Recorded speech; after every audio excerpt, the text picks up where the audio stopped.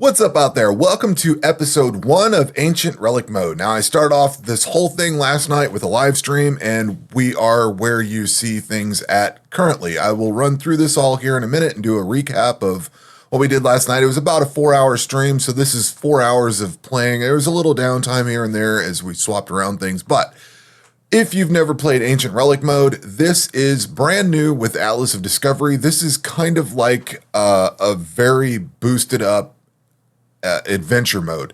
So where adventure mode has a lot of theory crafting and stuff to it, this one, we did kind of a speed run at some point where it was kind of a mixture of adventure mode and hardcore and stuff like that. Like, I know we've done something similar to this, but what really makes this different is the Ancient Relics, which we're going to definitely get into. But this mode is a safe game mode, so you can die as much as you want. There's no problem with that. It is a standard speed mode. There is no your attacks aren't faster or anything. It doesn't have any weird stuff like that. So this is basically a standard mode with some extra rules. Now, the rules here are going to be you locate powerful ancient relics in this chaotic Melvor idle experience.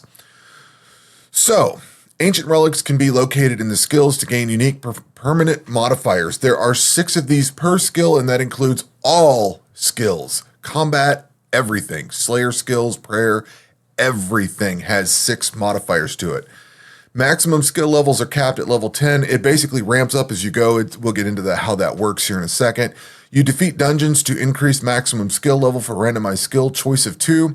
So I actually did beat the chicken coop last night, and when you beat it, it gives you a choice. It gives you several skills. I don't remember how many there were, but it basically puts 2 choices on there, and it's kind of clever how it works. So you get, I think rune crafting was one of the options. I'm up at level 25 rune crafting today because it gave me, like, I can't remember. You start off at 10, it maybe went to 15 or something like that, and then it gives 2 choices. So you might get smithing and rune crafting or slayer and rune crafting. I think I got slayer a few times. So it'll give you 2 choices, and you can slightly increase that level. And then it gives you 2 more choices of 2 other skills. And it does that 3, 4, 5 times, something like that. It does it multiple times. It's not just a choice of 2, but it slightly ramps it up. And it may give you the same one multiple times. So I think agility or something like that. Like, I got one that it kept offering it. I got astrology to 25, and I got rune crafting to go up to 25. I thought prayer. It offered prayer. So that one I put to 40. So I figured, well, we'll get into the whole detail of all that later, but it basically gave me prayer multiple times. So I was able to say, okay, I want to take prayer to, say, level 20, and then level 30, and then level 40. So it offered it, I don't know, a few different times. So it basically gives you a choice between, it gives you 4 or 5 different times to select between 2 different skills, and you basically ramp those skills up slightly. So you can look at it, it offered fire making. I'm like, well, I couldn't do that. I think it offered cooking at one point. I'm like, nah, I don't care about cooking at this moment. So I didn't take it. Now, playing the long game, would leveling cooking up probably be worth it at some point? Yeah, sure. But at the very start, I mean, I'm not going to get cooking for a very long time. So it's kind of interesting how this works. It's not the way I anticipated it in my mind. I figured it would just kind of uncap one or 2 skills. Like, you get 2 choices and then would just uncap it, and then you could go work on it. But it actually ramps each one slightly, and you get a choice of which ones ramp as you go. So it was in the live stream. I'll try to record something here whenever one of those pops up, but I do plan on recording all of the dungeons. We'll get into the details, all that stuff here in a minute. But combat level, continuing on this list here, combat levels except prayer and slayer automatically increase when defeating a dungeon. So all of your combat levels raise up. That's why I have the capacity to level these to 15 now. And fishing and cooking are locked until completion of Impending Darkness. That's a long haul down the road. Dungeons also provide food crates upon completion as a reward. We'll get into that because you're going to have to just idle these dungeons for a while and collect food up. All preservation and doubling is disabled, which really sucks. Harsher penalties applied against you in combat. So that is the rules for Ancient Relic mode. What you gain is insane. So they give you, do I have these equipped? You can get these, like this rune crafting lesser relic. You get, I don't know how many different lesser relics there are, but there's apparently a lot, probably one for every skill. This gives you minus 5% rune crafting interval, so it speeds your rune crafting up, 30% chance to gain plus 1 additional resource in cooking. So I'm using this for the rune crafting interval right now, but it also offers benefits in another thing. And I also got one for mining, so I can go and equip those and clear out some inventory space. But this one increases your mining interval and 10% melee max hit, so you can use it in combat. So it's got 2 different bonuses and 100% chance to receive gems from mining. So you can't use that on Rune Essence, but this basically replaces your gem gloves. So for free, you just toss this on and go work with it. So these are really cool. In fact, I need to move these over to here. I'm working on my organizational portion of this and trying to figure out how I want stuff organized. I will go ahead and set that as the tab icon. So basically I'm going to have, like I normally do, I put all the stuff that's like my crafting materials in this way. I'll run through this real quick. Then I put like food and stuff in this one. So I've got this set up for farming and cooking and all that whenever we get there. Actually, this will probably just be farming. Maybe I'll do a different one for food. Then I'll have one for throwing knives and stuff like that. That'll all go in here. Then the combat stuff. So anything, this isn't just melee. This would be all combat gear. Then all my runes, all the tokens that pop up. Tablets will go here, consumables will go here, and then so on. We'll continue on through that. And the reason that I sort everything that way is because I don't like seeing stuff here. I like to see, I don't like the main tab, the first one you get, being filled up. I want new stuff to show up here so I know what I've got. And then when I'm looking for a specific thing, I want stuff to go into another tab. And that's kind of why I do this the way I do. But the point of this mode is these relics, and these are massive. There are some massive things in here. What did I get last night? Magic? Or was it defense? I got one. No. Strength? Nope. What did I get? Oh, there's no easy way to do this. I swear I got, I thought I got a combat one. Oh no, it was astrology. So, okay. When I started off last night, I did a little bit of wood cutting. It's kind of what I always start with, so it's kind of like a tradition at this point. And then at some point, we went into mining to get stuff for rune crafting and crafted up a bunch of different runes. Basically, we'll get into the dungeon here in a second, but I needed that for the dungeon. Worked on agility a little bit, got up enough money to buy the first obstacle here so we can get this 3% global gold right there. So that was one of the things I did. I got the Golden Thief. So this, I created the tablet, made that. So we'll be able to start getting marks for this thing and leveling up summoning at some point.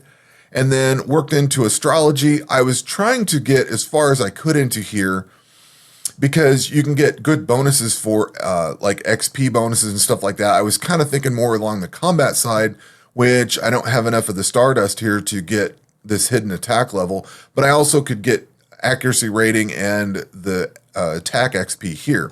So I was kind of thinking about that. And then, this only goes up to, what are we at? 25. So I can really only get up this far. I can't do anything with fishing, and fire make is kind of pointless at this point. So I'm kind of just like floating along. What I did last night was work towards getting through the first dungeon. So I sat and parked on plants with attack, strength, and defense for a little bit, built up some potatoes. We attempted the chicken coop several times, and it just wasn't, I had like a 35% hit rate. It just was terrible. So I ended up going into rune crafting, which you got to pass through mining and get essence and all that, so that you can come down here to rune crafting, get your runes built up, and was running air spells to start with the Staff of Air. It reduces the cost of air runes, so basically you don't have to spend air runes. But if you have melee gear equipped, it actually takes away from your magic, so learn that the hard way. Been a long time since I've cared about the penalties you take from having the wrong gear, but took that off, we attempted the chicken coop multiple times, and it didn't really work.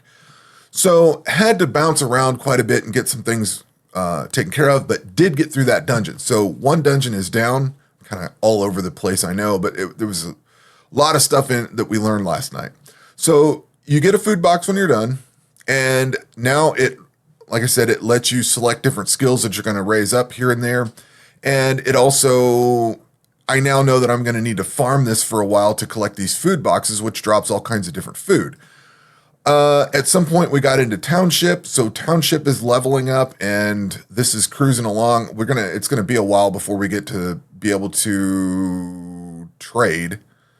It's gonna be an even longer time before we get to the Town Hall where we're actually making money on Township, so that kind of sucks. But the trade coming out of it will be good.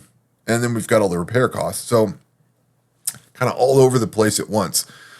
But getting back to the ancient relics. So I was running astrology and I got the relic for this. These relics are insane.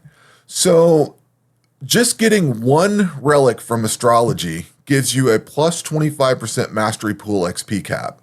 To put that into words, or to put that into action or how it actually works, this looks like it affects all non-combat skills. So where I usually see it is your mastery pool builds up to 100%.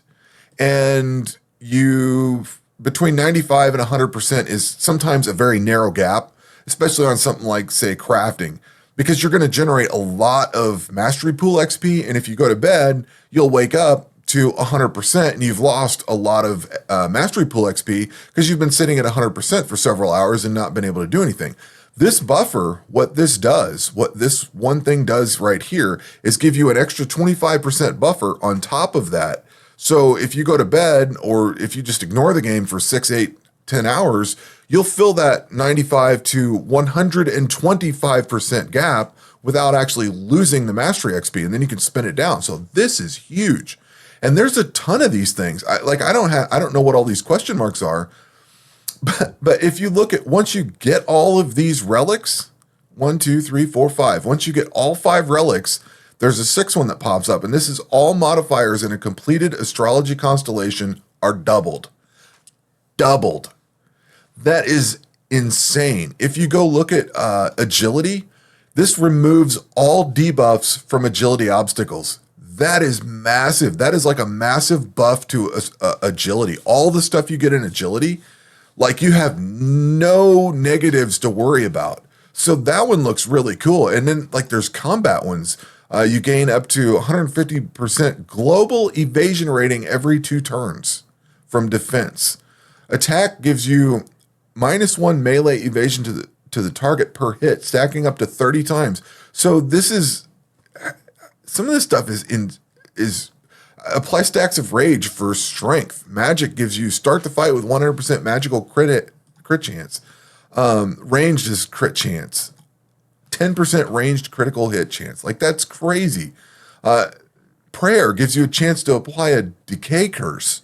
So this is going to be a wild ride. And basically, we spent the first 4 hours working on all this stuff last night. Got into the dungeon, got into the chicken coop, got that beat. It took several tries, but I ended up beating it with magic. And I would normally, under normal situations, if we were starting off, I would take my attack, strength, and defense up to say level 40 or 50, then try the chicken coop, and maybe even go and farm some gear from like this Goblin. I'd get that shield. I would go over and maybe get, what do we get here? We can get the bronze and iron stuff from this guy. And then at some point I would work over into Penumbra with statues and probably get silver and gold bars, or work up mining and smithing to get silver and gold bars so I could upgrade my gear. Like I would try to have upgraded stuff. Steel gear starts giving you damage reduction. I would take all that kind of stuff into the chicken coop just so that I could annihilate it and just run it multiple times as melee. But you're actually working against the combat triangle when you do that, because you're doing melee to melee, so you're not getting a benefit or a debuff. You're not getting a buff or debuff is the way to explain that. With magic, you are getting a buff against melee. So you're getting more chance to hit, less chance for them to hit you, that kind of thing. So that's why I ended up working up magic. And what I left it on overnight to run is mining. Now, one thing you can do, if you notice my mastery pool's up to 4.13% right now, and I can actually put 4 more tokens and bump it up a little bit. So even though, here's one thing because we did this in a speed run at some point that you could only level up so much at a time and you had to ramp it up. I don't remember which speed run it was, but one of the things that I did in that was, even though I could not, like in this, I don't really want to leave this in combat because I don't have the food for it and it's not going to gain anything past 5 levels. So there's no point in it, but I could let it do something like, say, astrology all night. Here's the interesting thing about astrology. And for context of this, I was trying to figure out what I wanted to let it run on overnight, and we'll get to why I let it run on mining here in a second. But what I was thinking about was, like, astrology would be a good one to let it run all night on because you only unlock the constellation with the skill level. You unlock the stars in that with the mastery level. So there's a big reason to work on the mastery pools for each of these and collect all this stuff early on. So we can get a lot of power gain early by, like, getting 99 mastery for this one here would give me the ability to get all of the stuff for attack skill right there. Same thing with farming. I could do this one and get farming. Fire making I don't necessarily care about. I would need to actually bump this up in level to get something else, more interesting constellations, and astrology would probably be one I'm going to prioritize the offerings on for any dungeon leveling upgrades I get. But regardless of whether you can level or not, just running this thing is going to generate the stardust and it's going to generate the mastery on the constellations you can get. So this one would absolutely be worthwhile to run. Even though you can't level up, you can still get the masteries for those and get the benefits out of them and reap the rewards. Same thing with agility. Agility is one that you're going to make money on. And like this gives me the 3% global gold here. Also, working on this, as you level this up, once you hit mastery level of 99 for each obstacle that has a debuff, you're going to half that debuff. So until I get the one that, until I get the relic that just totally negates all the debuffs completely, getting them knocked in half would be well worth it. And you're going to make money along the way. So this is pretty cool. I don't have money to take this, and there's not really anything I want here just yet. I mean, agility XP, I guess, but I'm not working on cartography in here, and smithing. I could use the XP, I suppose, but it's like, that's 50 grand. I don't necessarily want to spend the money right now. And actually, this might be the good one to go with. Now, there's other things that would be good too. Cartography, for instance, I looked it up. This right here is a dig site. So if I was to actually come over to this dig site, you could potentially let cartography run overnight and unlock a whole bunch of stuff. You're going to lose XP, but I think I had the entire map unlocked before I think I got to 120 before how can I say this? I think I unlocked the entire map and still had plenty of room to level up after that. So I think I could let this run. What I would do, and now that I know where spots are in cartography, I would go try to find the actual dig sites. Like, I know this dig site is over here at 1317. I could go over to the coordinates of other dig sites just to find them. I know it's not going to level up cartography, but it would unlock the dig site so that I could go in there and get stuff. And what I was thinking of for that was this gem socket, because there are gems for attack. There's gems for, I don't know, accuracy, stuff like that. Not necessarily the barrier gems, but there's other gems that could be used with it. So I was thinking along those lines. So there's a lot of theory crafting on what skills to take when. One of my plans for the next couple of days probably is to get everything up to the max level that I can get right now. So that's what I'm going to be working on over the next few days. Getting to where I'm at currently, I let this run on mining overnight on Rune Essence. So that's why we have so much mastery pool here. And you do get the chance of getting 2 ores, I think, from here. I don't know if that counts as doubling, though. Some stuff is crossed off and some stuff isn't. But I wanted to get enough rune essence built up so I could go into rune crafting and build a nice stash of runes. So one thing I did last night was get the Staff of Air. We got that built. I could do Staff of Fire now, so I don't have to worry about it. But I think I'm going to stick with Staff of Air. Air runes are used in absolutely every spell that there is. Almost every spell. There is some I think that don't. But so Staff of Air is probably going to be one I hang on to for a while. The Staff of Air, if you equip this, it reduces the air rune cost of magic spells by 3. So as long as you're 3 and under, you're going to have free air runes for that. So I don't have to worry about creating air runes.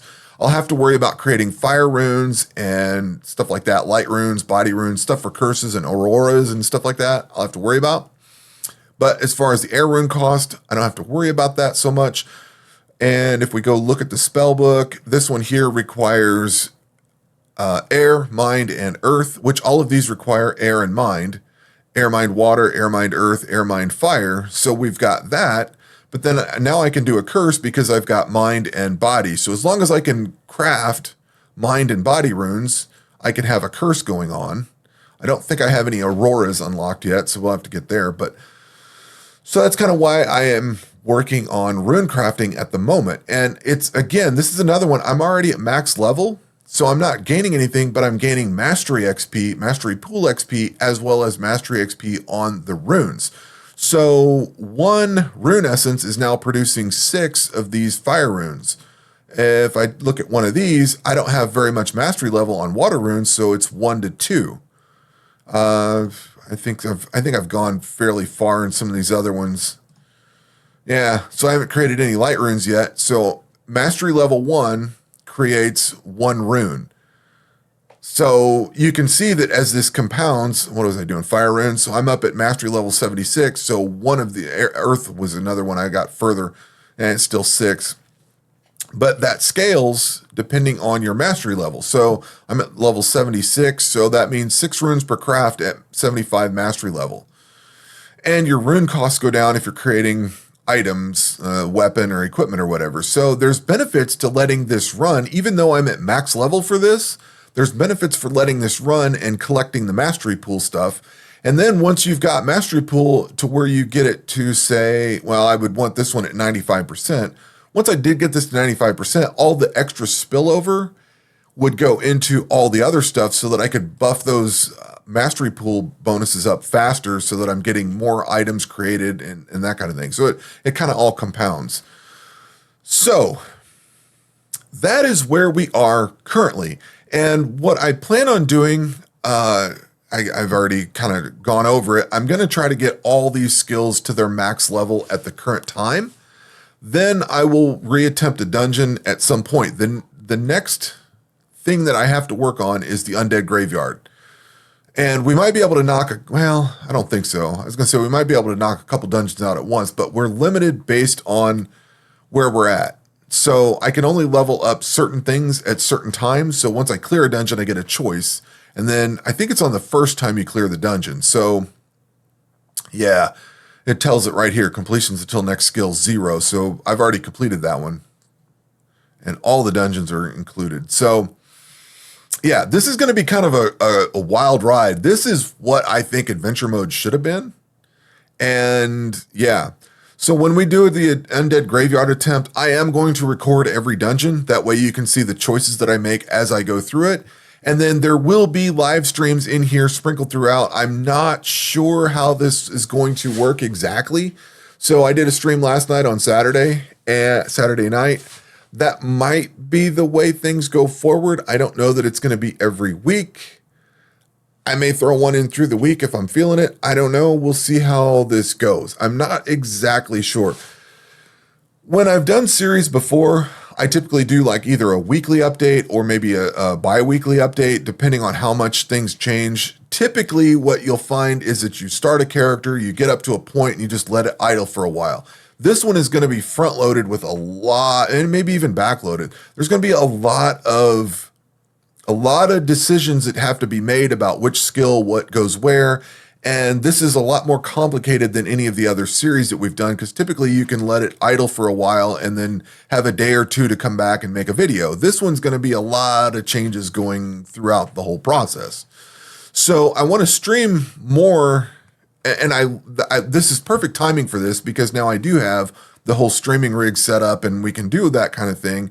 And I can maybe stream the dungeons or something like that, stream some progress along in there. as well as do update videos like this one that kind of recaps maybe the week or the day or something like that. So there's going to be a mixture of live stream and episode videos of an episodic nature, however you want to say that. So it's going to be a combination of all of it. It's like the MCU. You're going to have the TV episode and then you're going to have the live action movie. So it's kind of a mixture of both of those, I guess, if you want to call it that. And you don't necessarily have to watch all of it. It will, you can just watch the episodes and see the progress and the decisions. There might be some things lost here and there, but there is going to be a big 2, 3, 4 hour live stream to go fill in those blanks if you're interested in all that. So here we are. Ancient Relic mode has begun, and somebody asked if I was going for full completion on this one. I don't know. I had a thought of starting a standard account and just seeing how the game plays. But the more I think about it and the more I look at this, maybe I'll just use this and maybe I will go for full completion. I don't know. I haven't really given it consideration. I was kind of just going to play and see where things went, but this might be a good way of taking care of both of those. What I'm curious about is I have not started a brand new character for a very long time.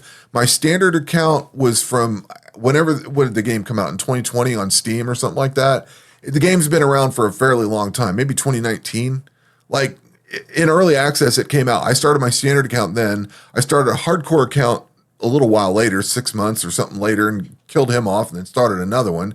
And then I've started my adventure account somewhere along the line. And then I've started multiple other ones. But we now have, I think I started this last adventure. I did 2 adventure accounts. That's right. So I did one before the Throne of the Herald, and I think I did one after Throne of the Herald because I was curious how all that fit together. And then we now have Atlas of Discovery. So I really haven't started... I haven't started one with Atlas of Discovery, so I'm kind of curious how all this stuff goes together. We've got all this unholy stuff. I'm curious to see how you transition from the base game into Atlas of Discovery and then use the gear that comes from that into Throne of the Herald. Because you typically, Throne of the Herald kind of starts over and you start getting all new gear, but there will be things that come out of Atlas of Discovery, like maybe the unholy prayers, these gems, stuff like that, some of the new consumables and stuff that will make the dungeons in Throne of the Herald easier. And I'm curious to see how all that plays. So that's why I say I was thinking about starting a standard mode, and this would cover that, is because this is fully, once you get all these skills unlocked, it's going to be basically a standard mode. Once you get everything there, you just have to beat the dungeon to continue forward. So there's no real reason to start a standard mode. I can just stick with this one. So anyway, I'm going to wrap everything up from here. What I am going to do today is what I've said before, and that is to get all of this stuff between this and the next video or live stream that I do. I'm going to have all of this stuff at max level, and the next video that I will do, I don't know that it's going to be the absolute next video. There might be something in between. But the next thing that I'm going to do or work towards is this undead graveyard. That is going to be the next dungeon we're going to do. And it will absolutely be recorded, and we'll get the choices and all that captured so that if you're following along, you'll see every dungeon, every progress. I definitely want every dungeon to be to be made into a video or to be incorporated in the series somewhere. I don't want to do that off stream or off camera. I want to actually get those done. So those will be on here. All the other ancillary skill stuff, that's probably a lot of that's going to be done just in the background. So anyway, wrapping all this up, we are here with the new series from Melvor Idle, and somehow I'm going to have to fit this in with the new Path of Exile League that's coming up, and that's going to be a very long December, but I have 2 weeks of vacation coming off at the very end of the year, so then I can just totally play more video games nonstop at that point. But anyway, that will do it for this one. We will catch you on the next one. Take care.